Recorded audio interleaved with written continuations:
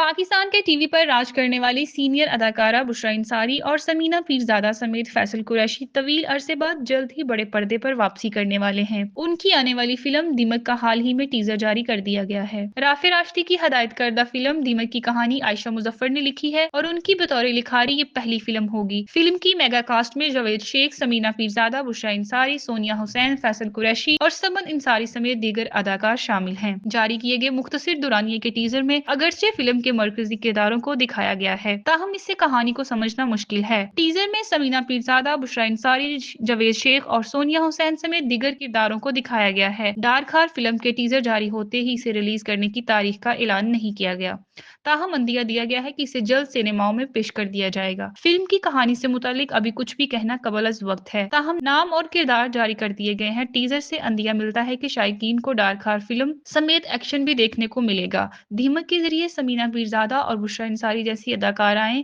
तवील अरसे बाद बड़े पर्दे पर वापसी कर रही हैं, जबकि फैसल कुरैशी भी कई साल बाद फिल्म में दिखाई देंगे।